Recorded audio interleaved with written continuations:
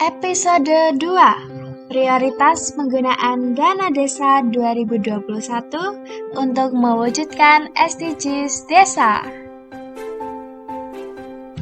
Hadirnya Undang-Undang Nomor 6 Tahun 2014 tentang Pemerintahan Desa praktis menghadirkan berbagai keleluasaan bagi tiap desa untuk mewujudkan pemerataan pembangunan yang berkelanjutan. Dengan hadirnya undang-undang ini, sekaligus pula hendak merealisasikan peran desa sebagai ujung tombak pembangunan di Indonesia.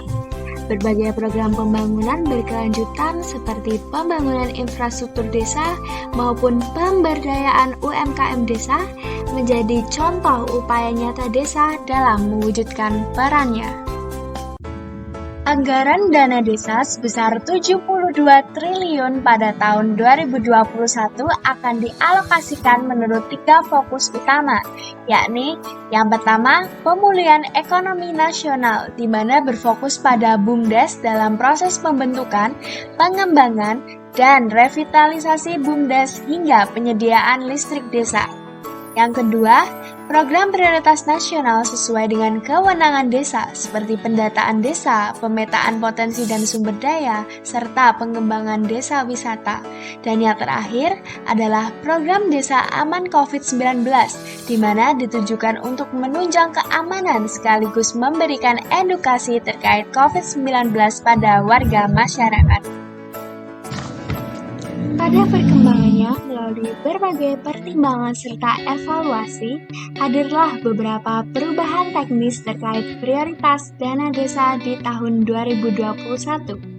Dalam hal ini, Menteri Desa Pembangunan Daerah Tertinggal dan Transmigrasi Abdul Halim mengatakan bahwa dana desa pada tahun anggaran 2021 akan lebih diprioritaskan untuk pembangunan nasional berkelanjutan di desa atau biasa disebut Sustainable Development Goals atau SDGs Desa.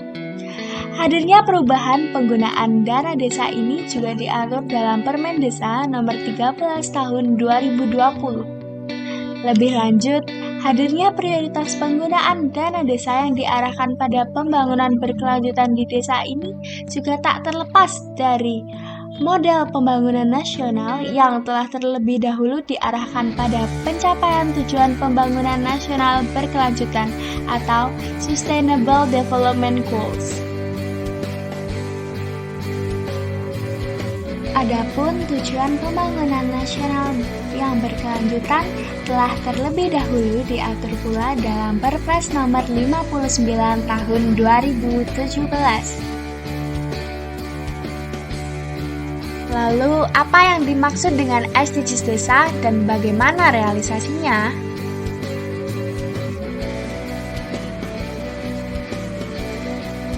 Secara historis, Sustainable Development Goals ini tak lepas dari upaya PBB dalam agenda tujuan pembangunan. Pada tahun 2015, PBB secara resmi mengesahkan Agenda Tujuan Pembangunan Berkelanjutan atau Sustainable Development Goals sebagai lanjutan serta perluasan dari MDGs atau Millennium Development Goals. Millennium Development Goals ini sebelumnya telah dilaksanakan sejak tahun 2001 sampai 2015 di berbagai negara yang ada di belahan dunia. Sebanyak 193 kepala negara hadir dalam pertemuan pembahasan agenda pembangunan ini. Sebagai tindak lanjut, hadirlah Perpres Nomor 59 Tahun 2017 sebagai bentuk komitmen nyata Indonesia dalam melaksanakan SDGs.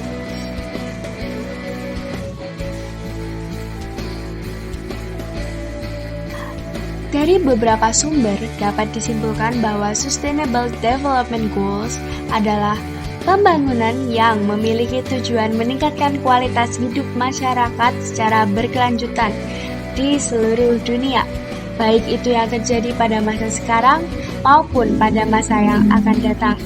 Agenda pembangunan ini mengedepankan prinsip no one left behind atau tidak ada satupun yang tertinggal.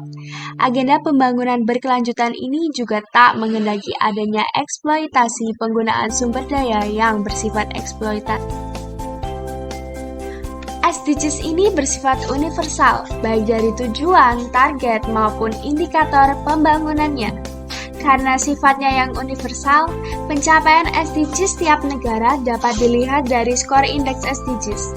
Berdasarkan update terbaru, pada tahun 2020, skor indeks SDGs Indonesia menyentuh angka 65,3% atau peringkat 101 di dunia. Meski terjadi kenaikan skor, namun capaian skor indeks SDGs di Indonesia masih jauh dari harapan.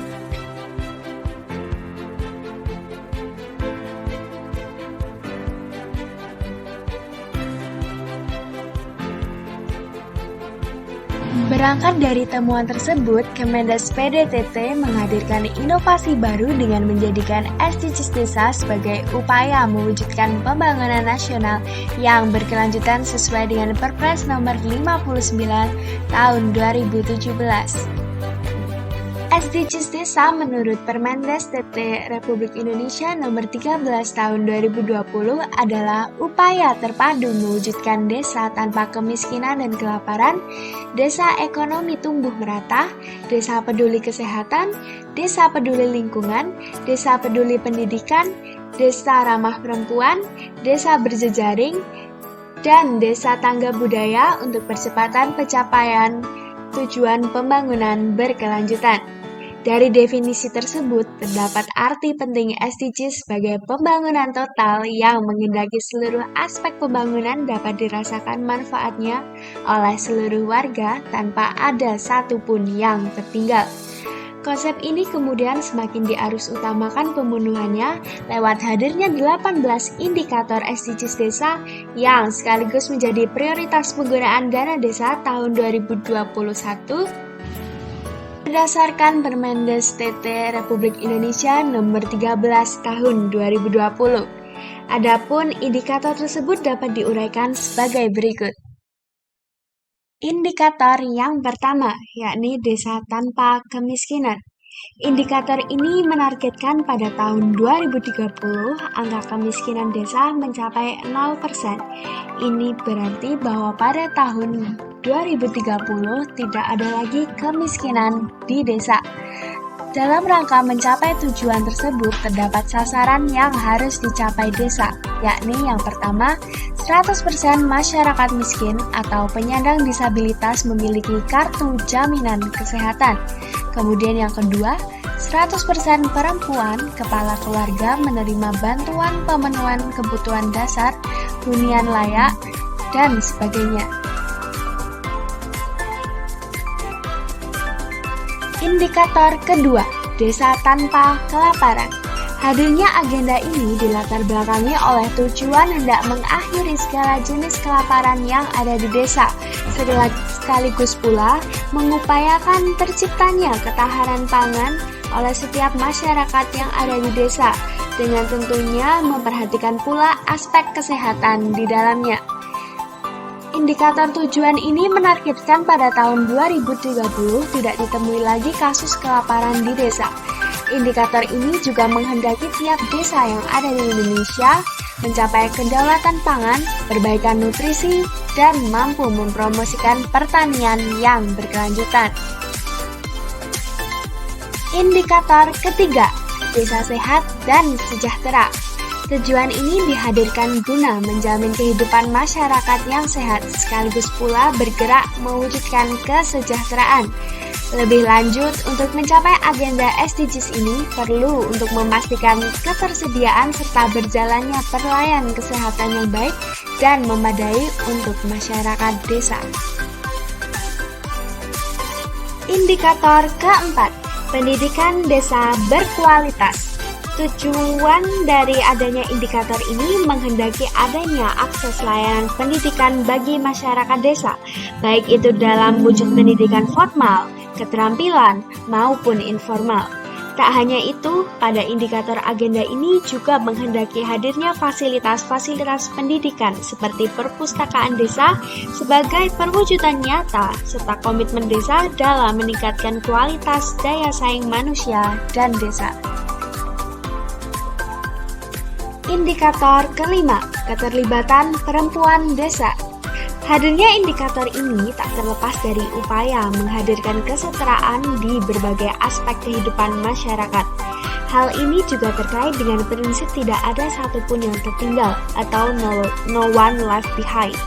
Terlepas dari jenis kelamin, pekerjaan maupun aspek pembeda lain yang bila dibiarkan dapat menimbulkan diskriminasi. Guna mewujudkan indikator ini, desa harus menyediakan ruang serta kesempatan bagi perempuan untuk terlibat aktif dan bermakna, baik itu dalam penyusunan, perencanaan, maupun pelaksanaan pembangunan desa. Cerminan nyata dari upaya mewujudkan indikator ini misalnya dapat dilihat dari keterlibatan aktif perempuan pada struktur pemerintahan desa, BPD, dan sebagainya. Indikator yang keenam, desa layak, air bersih, dan sanitasi. Hadirnya indikator ini tentunya tak terlepas dari masih lestarinya problematika seputar ketersediaan air bersih dan sanitasi yang layak. Problematika ini tak hanya menjadi masalah bagi satu atau dua negara saja, melainkan juga banyak dikeluhkan oleh berbagai negara yang ada di belahan dunia. Di Indonesia sendiri, pada kurun waktu 2015 sampai 2019, menurut data BPS terdapat temuan akan hadirnya peningkatan akses kebutuhan rumah tangga terhadap air minum dan sanitasi yang layak, baik itu di perkotaan maupun di pedesaan.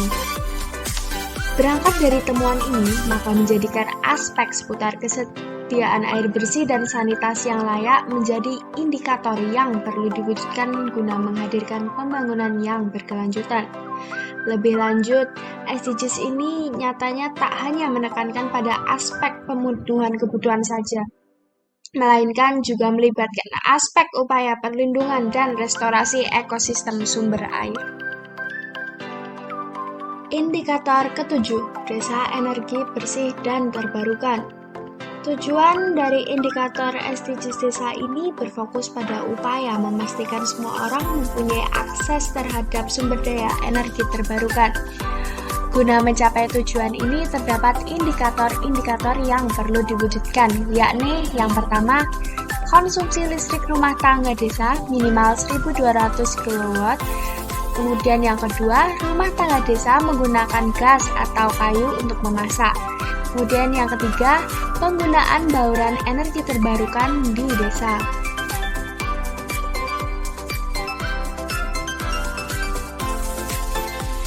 Indikator yang ke-8, pertumbuhan ekonomi desa merata.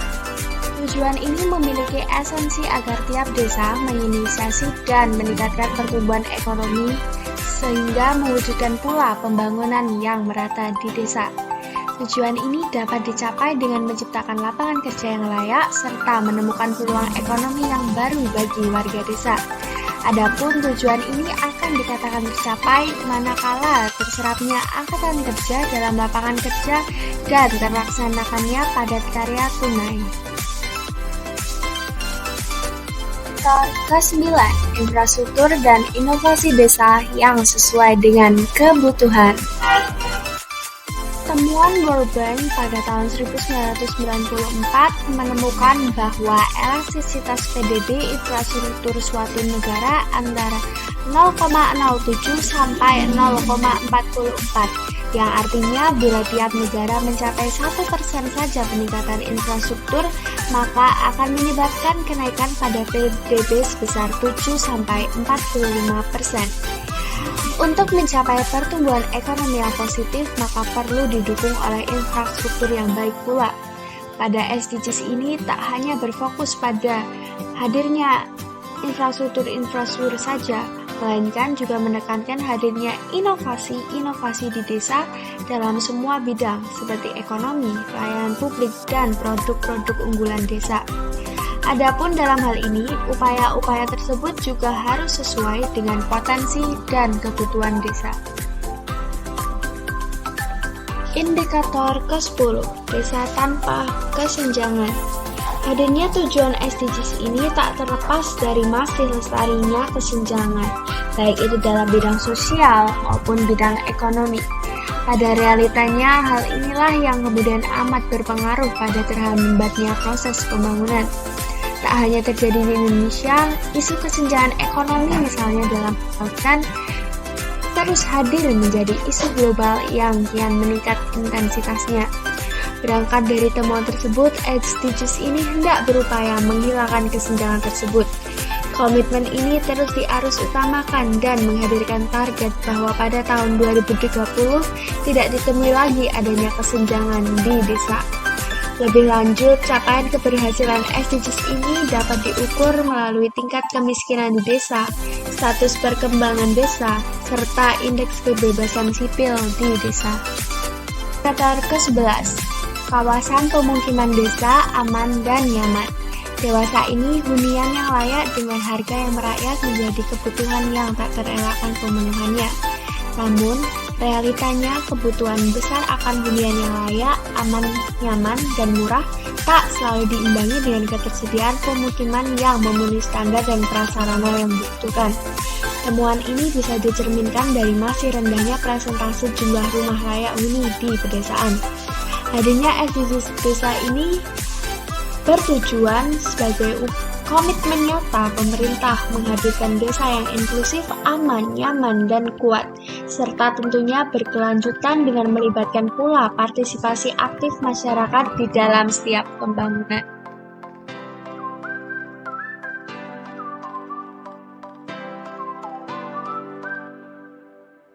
Indikator ke-12, konsumsi dan produksi desa sadar lingkungan. Indikator ini berkaitan dengan upaya mengurangi kerusakan lingkungan yang disebabkan oleh aktivitas produksi maupun konsumsi warga desa. Di dalamnya hendak merepresentasikan aktivitas produksi dan konsumsi yang berwawasan lingkungan dan tidak melakukan eksploitasi berlebih terhadap sumber daya alam di sekitarnya. Kunci utama dalam pencapaian indikator ini terikat erat pada efisiensi dalam pengelolaan sumber daya alam, lengkap pula dengan upaya mengurangi sampah beracun dan polutan. Adapun untuk menilai keberhasilan pencapaian indikator ini dapat tercerminkan pada hadirnya aspek regulasi yang mengatur efisiensi pengelolaan sumber daya alam dan sampah, baik itu yang berasal dari rumah tangga maupun industri. Indikator ke-13, desa tanggap perubahan iklim. Perubahan iklim yang semakin memprihatinkan menjadi agenda penting yang harus diminimalisir dampaknya oleh semua negara yang ada di dunia. Berdasarkan data UNDP tahun 2019, mengemukakan temuan memprihatinkan terkait emisi rumah kaca yang melonjak naik sebesar 60% dibandingkan tahun 1990. Di Indonesia sendiri, presentase emisi gas rumah kaca juga semakin menunjukkan tren peningkatan sebesar 3 kali lipat dalam kurun waktu 1990 sampai 2015. Tak hanya menimbulkan konsekuensi negatif pada lingkungan, perubahan iklim nyatanya dapat menimbulkan implikasi negatif yang merujuk pada kerugian ekonomi akibat hadirnya bencana-bencana alam yang berkaitan dengan iklim. Kondisi terkait perubahan iklim ini diprediksi akan terus meningkat sampai 2030. Berangkat dari temuan-temuan inilah dihasilkan tujuan SDGs yang hendak membantu mengurangi dampak perubahan iklim global dengan beberapa program yang bisa dilakukan oleh pemerintah desa sesuai dengan tujuan, tugas, dan fungsinya.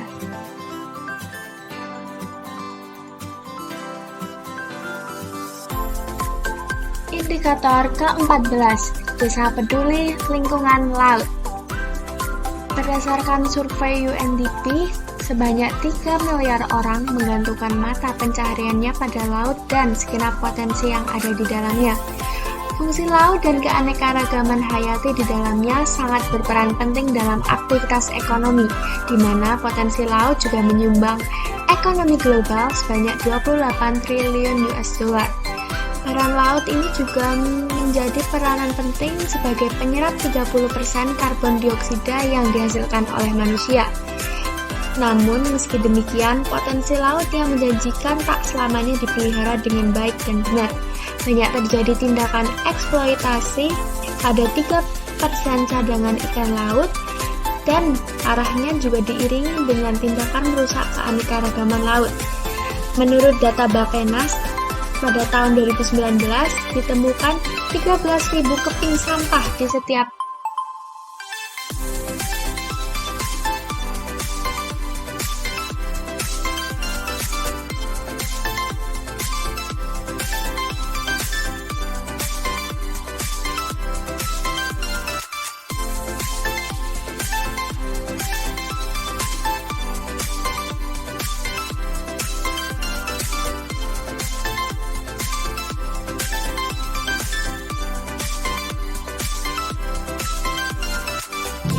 Indikator ke-15, Desa Peduli Lingkungan Darat.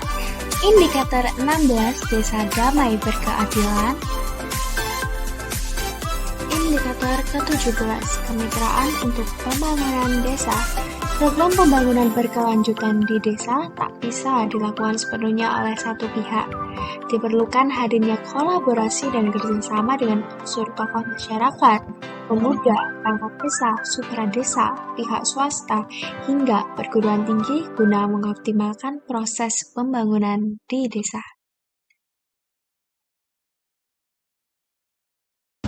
Indikator ke-18, Kelembagaan Desa Dinamis dan Budaya Desa Adaptif. Indikator ini sengaja ditambahkan guna menghadirkan pembangunan desa yang tetap mengarusutamakan aspek spiritual dan keagamaan. Indikator ini juga menjadi wadah dan pendorong untuk tetap mempertahankan kearifan lokal dalam setiap upaya merevitalisasi dan menggerakkan seluruh elemen masyarakat yang ada di desa untuk kemajuan desa.